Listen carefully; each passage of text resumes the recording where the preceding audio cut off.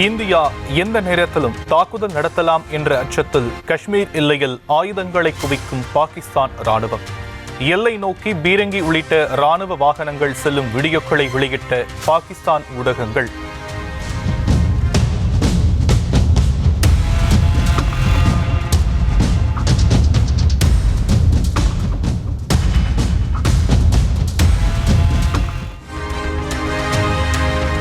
India Pakistan எல்லையில் பதற்றம் அதிகரித்திருப்பது தொடர்பாக அமெரிக்க அதிபர் டொனால்ட் ட்ரம்ப் ஆடியோ வெளியீடு.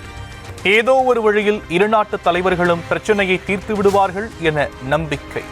There's now tensions on the border between them. Are you concerned about how concerned are you about that? The tensions on that border for 1,500 years. So, the same as it's been. But they'll get it figured out one way or the other. I'm sure that is. I know both leaders. பஹல்காமில் சுற்றுலா பயணிகளை சுட்டுக் கொன்ற தீவிரவாதிகளை பெண் ஒருவர் பார்த்ததாக தகவல். கத்துவா பகுதியில் பார்த்ததாக கூறியதை அடுத்து சிறப்பு படை போலீசார் தேடுதல் வேட்டை. பாகிஸ்தானியர்களின் விசாக்கள் ரத்து செய்யப்பட்டு நாட்டை விட்டு வெளியேற உத்தரவு. நடவடிக்கையை தீவிரப்படுத்துவது தொடர்பாக அனைத்து மாநில தலைமை செயலாளர்களுடன் மத்திய உள்துறை செயலாளர் ஆலோசனை.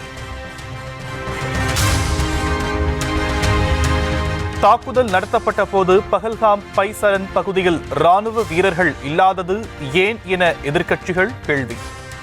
வழக்கமாக அமர்நாத் யாத்திரை தொடங்கும் போதுதான் பாதுகாப்பு பலப்படுத்தப்படும் எனவும் சுற்றுலா பயணிகள் குறித்து உள்ளூர் நிர்வாகம் முறையாக தகவல் அளிக்கவில்லை எனவும் மத்திய அரசு பதில். சிந்து நதியில் பாகிஸ்தானுக்கு ஒரு சொட்டு நீர் கூட செல்லாது. அமித்ஷாவுடனான ஆலோசனைக்கு பிறகு ஜல் சக்தி துறை அமைச்சர் சியா பாட்டீல் திட்டவட்டம்.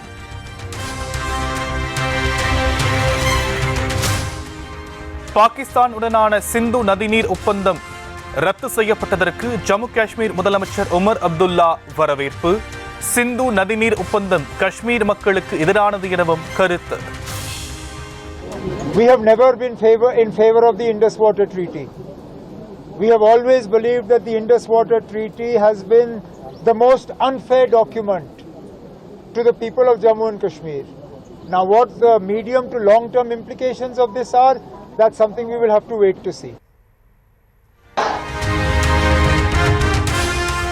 பல்வேறு மாநிலங்களில் காங்கிரஸ் சார்பில் மெழுகுவர்த்தி ஏந்தி பேரணி.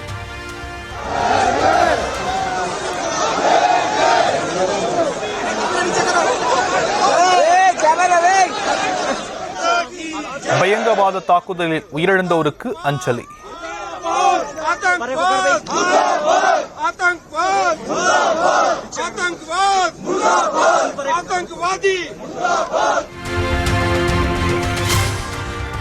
அட்டாரி வாகா எல்லையில் நடைபெற்ற குடியிருக்கும் நிகழ்வு.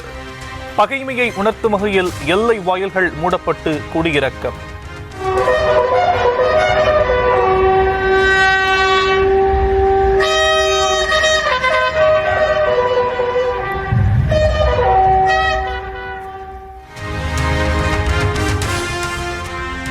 ஹைப்பர்சோனிக் ஆயுத உற்பத்தியில் மிகப்பெரிய மைல்கல்லை எட்டிய இந்தியா. 1000 வினாடிகளுக்கு மேலாக ஸ்க்ரம்ஜெட் என்ஜினை இயக்கி DRDO சோதனை. மறைந்த போப் ஆண்டவருக்கு இந்தியா சார்பில் இறுதி அஞ்சலி செலுத்திய குடியரசுத் தலைவர் திரௌபதி முர்மு. மத்திய அமைச்சர் கிரண் ரிஜிஜு உடன் சென்று மரியாதை. மறைந்த போப் பிரான்சிஸ் உடலுக்கு தமிழ்நாடு அரசு சார்பில் மரியாதை. அமைச்சர் நாசர், சட்டமன்ற உறுப்பினர் இனிகோ இருதயராஜ் ஆகியோர் நேரில் சென்று இறுதி அஞ்சலி. தமிழகத்தில் 10 இடங்களில் சதம் அடித்த வெயில். அதிகபட்சமாக கரூர், பரமத்தி மற்றும் மதுரை விமான நிலையத்தில் 104.36 டிகிரி ஃபாரன்ஹீட் வெப்பம் பதிவு. மகளிர் உரிமை தொகை திட்டத்தில் விடுபட்டவர்கள் ஜூன் மாதத்தில் விண்ணப்பிக்கலாம். மக்களுடன் முதல்வர் திட்டத்தின் கீழ் விண்ணப்பிக்கலாம் என சட்டப்பேரவையில் முதலமைச்சர் அறிவிப்பு. மக்களுடன் முதல்வர் என்ற அந்த திட்டத்தின் அடிப்படையில் பொதுமக்களுடைய கோரிக்கைகளை ஏற்று உடனடியாக அந்த கோரிக்கையை நிறைவேற்றுகிற அந்த பணியை நாம் தொடர்ந்து நிறைவேற்றிக் கொண்டிருக்கிறோம். சட்டப்பேரவை ஆவணங்களை கணினிமயமாக்கி பதிவேற்றப்பட்ட பிரத்யேக இணையதளத்தை தொடக்கி வைத்தார் முதலமைச்சர் மு.க.ஸ்டாலின். வரலாற்று சிறப்புமிக்க தமிழக சட்டமன்றம் 100 ஆண்டுகளை கடந்து நீண்ட பாரம்பரியமிக்க சட்டமன்றமாக திகழ்கிறது. 1921 முதல் இன்று வரை நடைபெற்ற அனைத்து சட்டமன்ற விவாதங்களும் 1952 முதல் 2024 ஆண்டு வரையிலான சட்டமன்ற பதிவுகள் நிகழ்வுகள் கணினிமயமாக்கம்.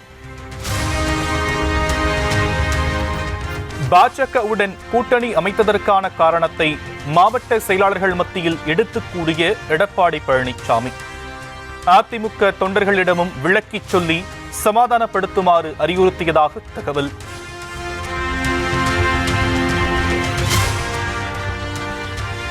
குரூப் 4 பணியிடங்களை 10,000ஆக உயர்த்த வேண்டும் என திமுக அரசுக்கு எதிர்க்கட்சித் தலைவர் எடப்பாடி பழனிசாமி வலியுறுத்தல். அரசு என்பதன் இலக்கணத்தையே மறந்து கார்ப்பரேட் கம்பெனி போல செயல்படுவதாக கண்டனம்.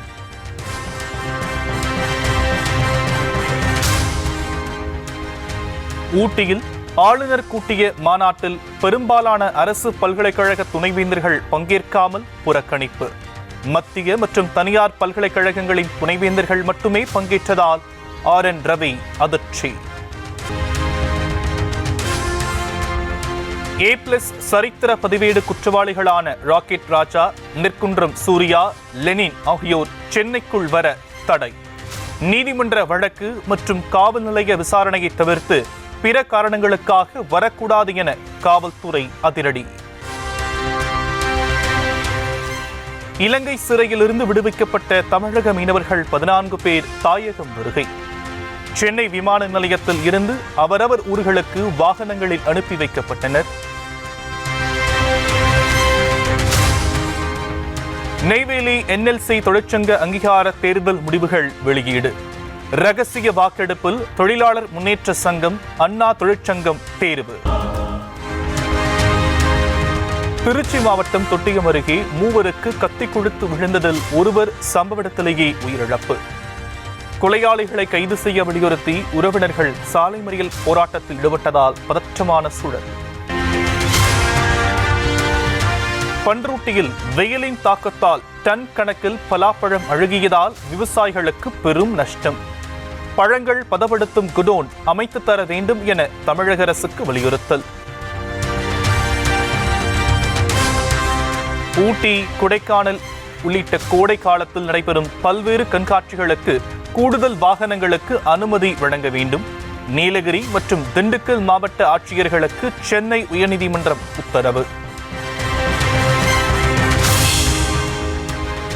கர்நாடகாவின் காலாபுராகி மாவட்டத்தின் பல்வேறு இடங்களில் மழை.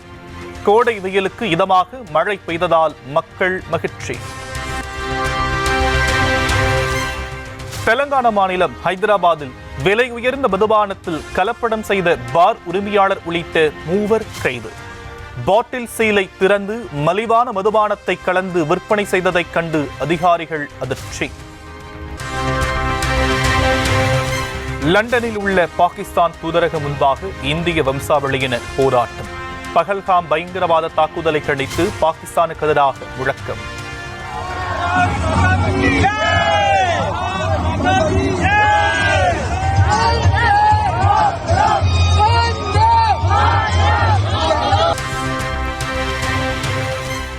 தென் அமெரிக்க நாடான ஈக்வடாரில் சக்தி வாய்ந்த நிலநடுக்கம்.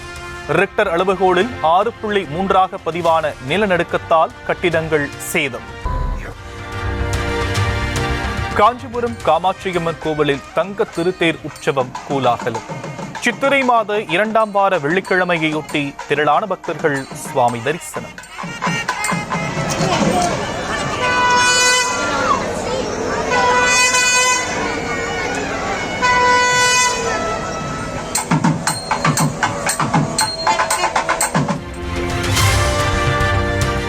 பழனி முருகன் கோயிலுக்கு வாரி வழங்கிய பக்தர்கள். உண்டியல் காணிக்கை மூலம் சுமார் 5.5 கோடி ரூபாய் வருவாய்.